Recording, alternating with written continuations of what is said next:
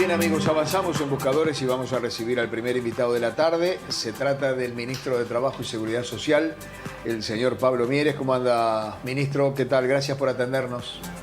¿Qué tal, Fernando? Un gusto estar con ustedes. Saludos a todo el panel. Del mismo modo, desde hace 2 horas estoy pensando si hacerle esta pregunta al principio o al final.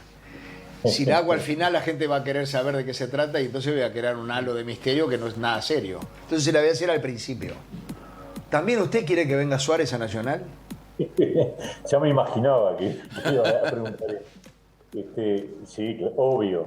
Creo que además se da una coincidencia muy positiva, que es que puede ser muy útil para el propio jugador y para Nacional es una enorme oportunidad. Es un jugador espectacular, excepcional, y justamente yo no me hago ilusiones, sería seguramente por estos meses hasta el Mundial, pero a Suárez le puede servir mucho un cuadro que además está en competencia internacional y para Nacional sería un aporte excepcional y además es el club de sus amores y del mío también, así que estamos esperando con expectativa. No solo para Nacional, para el fútbol. Sería una movida marketinera tremenda. Uno se imagina llegando al aeropuerto, la caravana hasta la sede, qué sé yo. Ahora, qué lástima que no está el lindo Olivera para marcarlo, ¿no? Si no, capaz que no hacemos tanta fuerza para que venga. Ahora, ¿qué es más difícil? Esto es del corazón, la pasión, usando la razón. ¿Qué es más difícil? ¿Que venga Suárez o solucionar el conflicto en la industria láctea? Oh. A esta altura es pelo a pelo, ¿no? Sí. Lamentablemente se ha demorado muchísimo este conflicto, ha habido muchos avatares, muchas idas y vueltas, y lamentablemente no puedo decir hoy que estemos muy cerca de resolverlo. Vamos a ver, puede haber nuevas propuestas de parte del sindicato lácteo y también de la Cámara Empresarial, pero ha sido de los conflictos más largos que hemos tenido desde que nos tocó asumir esta responsabilidad, ¿no? En Conaprole el tema es por la funcionaria despedida, ¿no, ministro? Bueno, en Conaprole en estas últimas 2 o 3 semanas se agregó el problema de la funcionaria despedida, pero el conflicto tiene ya más de 6 meses.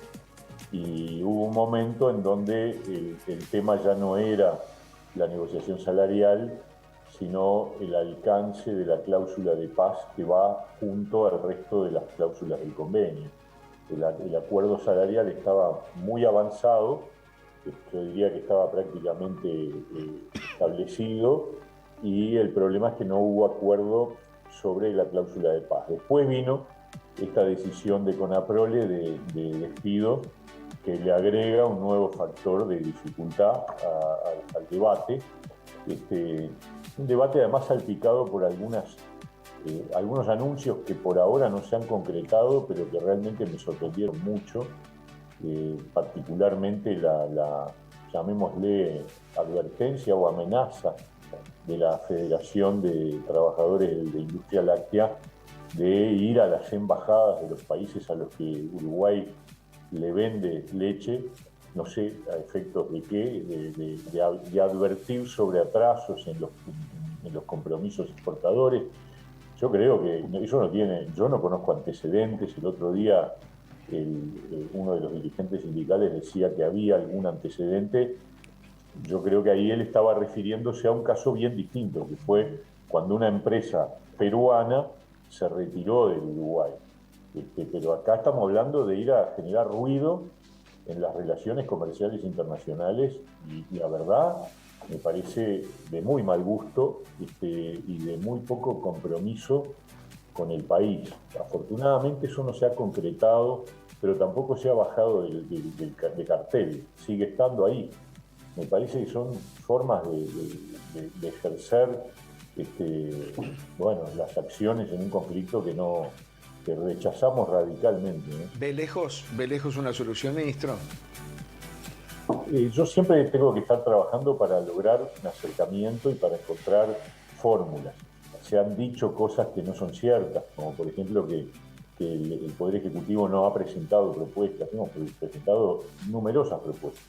Y en este momento estamos esperando una respuesta del sindicato ante un planteamiento que se presentó a fines de la semana pasada. Y vamos a ver, uno tiene que estar siempre tratando de buscar el camino del entendimiento de un sector que es muy importante para el país, que abarca no solo por su peso a nivel exportador, sino también por lo que representa la producción de leche en el Uruguay para el consumo familiar, los subproductos que se generan a partir de la producción láctea, y también porque incluye a un número muy importante de pequeños productores tamberos, que son los que aportan y en definitiva son los dueños de los emprendimientos casi en su totalidad, ¿no? Jorge le quiere hacer una pregunta, ministro, antes que yo tenga algunas otras. Jorge. No, yo estaba escuchando con atención. Tengo una pregunta, pero queda fuera. La voy a hacer porque va a ayudar. Las deudas en el exterior, que podrían ser incobrables, ¿tiene Conaprole? Bueno, sí, claro. Que podrían ser incobrables, ¿no? Sí. Conaprole tiene créditos para cobrar en el exterior que están vinculados obviamente al famoso acuerdo del año 15 o 16 con Venezuela, por el cual Venezuela debe unos 60 millones de dólares a Conaprole, y la verdad, el otro día un colega de ustedes le preguntó a un dirigente sindical si no iban a ir a la embajada de Venezuela a pedir que le pagaran la deuda, y esquivó el bulto, no dijo nada, pero me parece que no estaba en la lista. Parece que la lista es de los que hoy nos compran, no de los que hoy nos deben, aparentemente. Ministro, Antonio también le quiere hacer una pregunta. Sí, Pablo, el gobierno tuvo una postura en cuanto a, considerando que la productividad del país viene creciendo, en pedirle al sector privado que adelante las negociaciones colectivas dando un aumento. ¿Cómo está ese proceso? ¿Cómo viene resultando? Y si hay conflictos, porque indudablemente hay sectores que lo han podido dar, me imagino yo, pero tú lo dirás, y hay sectores que no lo pueden dar porque vienen de una pandemia complicada. ¿Cómo está esa situación?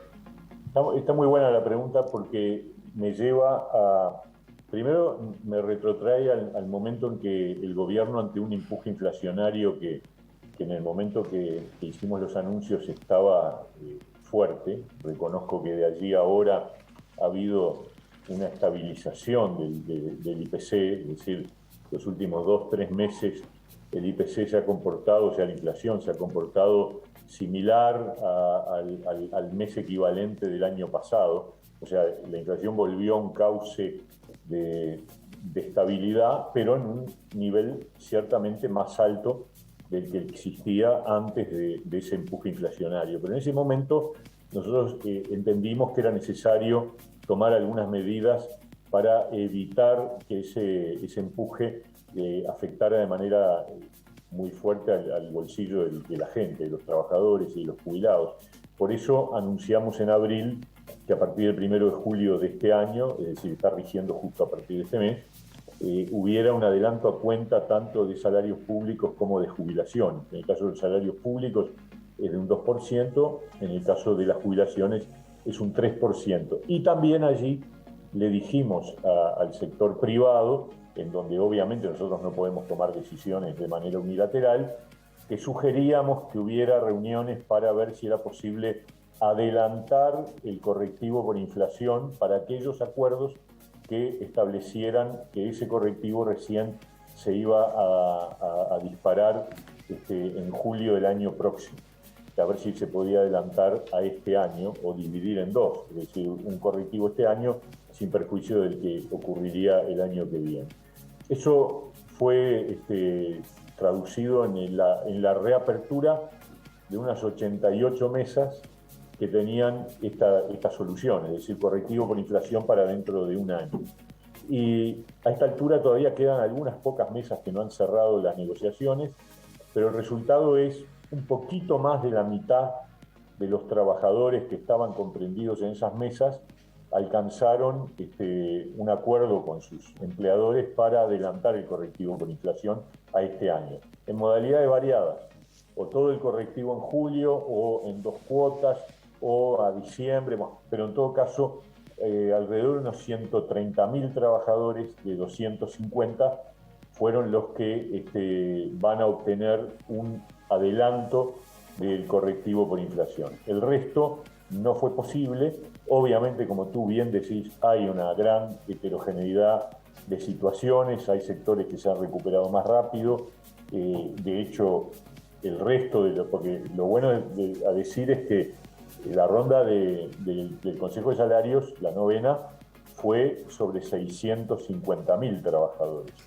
De esos 650.000, 250 fueron los que tenían el correctivo diferido al 2023, pero los otros 200.000 ya lo tenían agendado. Ya lo tenían. Bien, buen punto. En realidad, cuando uno hace la cuenta final, estamos hablando de unos 530.000 de 650 que acordaron correctivos anuales o semestrales, según los casos, que de alguna manera, con un proceso de inflación que afectó, están de alguna manera protegidos contra esa circunstancia inflacionaria, ¿no?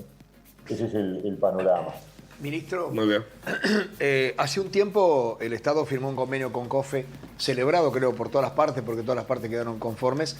Pocos días después, sindicatos policiales decían que ese acuerdo del gobierno con COFE le ponía un techo a la recuperación salarial o al aumento salarial. Y allí empezó a circular el término de mentiroso de un lado para el otro. ¿Cómo fue esa historia realmente? Sí, la historia real es que nosotros tuvimos una negociación con COFE y con la Coordinadora de Sindicatos de la Enseñanza, que culminó positivamente con la firma de un acuerdo que determina que la recuperación salarial de la pérdida generada por la pandemia en el sector público se corrige definitivamente en el transcurrir de este periodo de gobierno. Es decir, nosotros cumplimos con nuestro compromiso, que lo expresamos cuando tuvimos que tomar esta decisión que a nadie le gusta, que era una decisión que implicaba una caída del poder adquisitivo del salario. Dijimos que íbamos a recuperarlo antes de finalizar o en el transcurrir de este gobierno. Y esto fue lo que se firmó con COFE y con la con la Coordinadora del Sindicato de la Enseñanza. O sea que, y además es extensivo a la Universidad de la República y a la Universidad Tecnológica. O sea que trabajadores públicos tienen garantizada la recuperación salarial tal como habíamos comprometido. El sindicato policial pretendía un aumento mayor a la recuperación y así lo venían reclamando. Entonces, cuando surge el acuerdo con COFE, el sindicato policial reclama que no habían sido tenidos en cuenta por ese aumento diferencial. Y ahí viene un intercambio en donde se habló, o por lo menos circularon versiones sobre si el acuerdo con COFE había incluido como condición no aumentar a otros funcionarios públicos. Nosotros siempre dijimos que eso no era así, que efectivamente en la negociación con COFE no estuvo planteada una condición de ese tipo, y de hecho aquí está la prueba es que unos días después, en el marco ya de la negociación en el Parlamento, se alcanza algo que también celebramos, que es que los funcionarios policiales obtengan un incremento adicional de 2.5% por encima del acuerdo firmado con COFE. Es decir, los trabajadores, los funcionarios policiales van a tener una recuperación del poder adquisitivo del salario por encima de la pérdida. Es decir, va a haber un incremento del salario real, y eso evidentemente es una buena noticia, está en línea con un compromiso político que el gobierno tiene en apostar fuertemente a la recuperación de la seguridad, y no afecta a los demás trabajadores públicos. O sea, esa posibilidad de confrontación en el sentido de que o es para unos o es para otros, pero no puede ser. No, perfectamente era posible un acuerdo que dejó conforme a COFE, que dejó conforme a los sindicatos de la enseñanza, y que ahora además se le agrega un plus para los funcionarios policiales, que que también obviamente quedan conformes. ¿En qué quedó, ministro, aquel conflicto que estuvo a punto de estallar cuando la empresa Montecón amagó con echar o mandar el seguro de paro, despedir, no me acuerdo ya, a 150 trabajadores? Después Terminal Cuenca del Plata iba sobre algunos, después no. Eso quedó todo como en la nebulosa. ¿En qué está? ¿Hay algo nuevo allí o quedó todo quieto?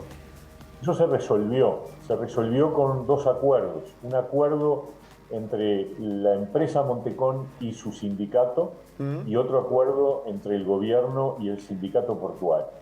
El gobierno puso arriba de la mesa una garantía con respecto a los riesgos de pérdida de puestos de trabajo en Montecón, que implica respaldar con un seguro de paro muy especial a aquellos trabajadores de Montecón que eventualmente sean desvinculados de la empresa.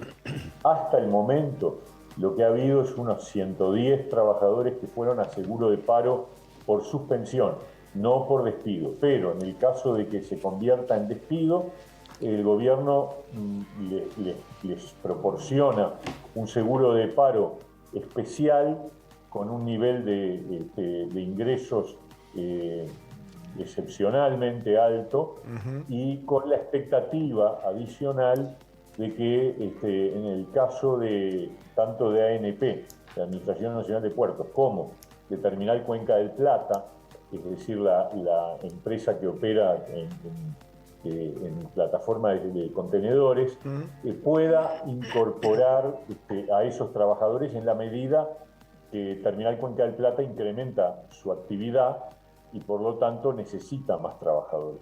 Por lo que hasta principios del año que viene, marzo, abril, no debería haber nuevos movimientos o pérdida de puestos de trabajo en Montecón, ni en el puerto en general. El puerto al revés, el puerto está creciendo y por lo tanto tiene mayor capacidad operativa, y la pérdida de trabajo, digamos, que pueda tener Montecón puede ser perfectamente absorbida por la operativa de TCP o por la cobertura de vacantes de ANP que está en proceso. O sea que, haciendo una síntesis, en este momento el puerto no tiene problemas, no hay conflicto, hay una solución en donde el gobierno fue parte de ella y estableció como una especie de red de protección, y mientras se produce ese trasvasamiento de cantidad de trabajadores de una empresa a otra en función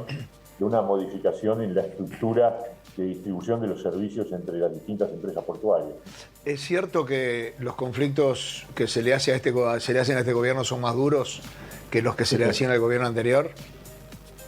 Bueno, yo lo he dicho, ¿no? Yo he dicho, cuando me han preguntado si la conflictividad ha aumentado, yo digo cuantitativamente no. O sea, en la cantidad de conflictos, cuando uno se toma el trabajo de comparar la conflictividad ocurrida, por ejemplo, entre enero y mayo del 2022, comparado, dejando de lado el 20 y el 21, que fueron 2 años muy excepcionales, donde la conflictividad estaba muy marcada por la dificultad de la actividad laboral misma y de la posibilidad de hacer movilizaciones. Entonces, tomando del 2009 al 2019, la década anterior, contra 2022 en el mismo periodo estacional, es decir, de enero a mayo, la cantidad de conflictos es más o menos la misma. Incluso hay varios años donde hay menos conflictividad que la de este año. Pero lo que sí dije es que lo que ha cambiado sí es el tono, la acusación, la descalificación al gobierno. En ese sentido hemos tenido un nivel de, llamémosle, virulencia mucho mayor. O sea, cantidad de conflictos no hay cambio, pero en la forma o en el discurso o en las acusaciones que estamos recibiendo permanentemente, ahí hay una diferencia muy notoria que lamentamos y que no nos parece justo. Claro. ¿Le molestó lo que dijo Manini de que la Junta Nacional de Droga compite con los narcos? Claro, porque además es falso. O sea, no es verdad. La Junta Nacional de Drogas lo que hace es regularizar un proceso de producción de cannabis que es resultado de una ley que ya tiene 10 años, que dicho sea de paso, de acuerdo a alguna última encuesta que ha salido, se ha incrementado mucho el respaldo a la idea de que el cannabis pueda ser objeto de regulación. Y la Junta Nacional de Drogas lo que hace es regular el mercado, controlar y no vende drogas. Las drogas se venden en las farmacias a partir de una producción que es privada y donde el Estado y a través de los clubes de cannabis que son establecidos por una ley y entonces me pareció una manera muy desacertada de cuestionar la política de este gobierno en materia de drogas. Yo creo que la política es una política correcta, dirigida por un compañero nuestro del Partido Independiente, Daniel Radío, que está haciendo una gestión realmente excelente. Yo creo que el camino del prohibicionismo y de tratar de ir por el camino de la represión, es un camino que ha fracasado en el mundo. No lo digo yo, lo dijo hace mucho tiempo, hace más de 20 años, uno de los principales referentes del neoliberalismo, Milton Friedman, fue uno de los primeros en hablar a favor de la legalización de las drogas. Luego lo dijo Jorge Valle, hace unos pocos días lo dijo Luis Alberto Lacalle Herrera. Yo creo que es un debate mucho más serio y profundo que esa respuesta represiva que no va a ningún lado. Sí creo que es muy importante, más, digo más, si todos los recursos que en el mundo se han aplicado a reprimir el narcotráfico, se hubieran aplicado a prevenir y rehabilitar, yo creo que estaríamos bastante, y a controlar desde el punto de vista bromatológico la calidad de las drogas, estaríamos mucho mejor seguramente en el mundo. Lo que sí es claro es que un país solo no puede tomar medidas de este tipo. Uruguay ha tomado medidas respecto a un producto específico que es el cannabis, que además tiene propiedades medicinales en muchos sentidos y que además es, desde el punto de vista de las sustancias psicoactivas, de las drogas menos duras, ¿no? Bien, bueno, muchas gracias, ministro. Una primicia antes de irse. Si viene Suárez, ¿el primer partido en el Parque Central lo ve en la tribuna o no? Sí, cómo no. Bien. Encantado. Aquí estaré, soy socio, voy mucho, así que encantado. Pero creo lo que tú dijiste al final de la introducción, comparto. Yo creo que le hace bien al fútbol uruguayo en general. Ah, sí, claro. Es como cuando vino, y ahora te levanto un centro, cuando vino Morena. Exacto. Le hizo bien al fútbol uruguayo, a Nacional no tanto. O más acá, pero o más uruguayo claro. le dio o más acá cuando vino Forlán. Ni hablar. Sí. Tal cual. Y la alegría por los barrios, ¿qué vamos a hacer? Sí, señor. Sí. Las tristezas también a veces. Gracias, También. ministro. Que pase bien. Un abrazo. Chao, hasta luego.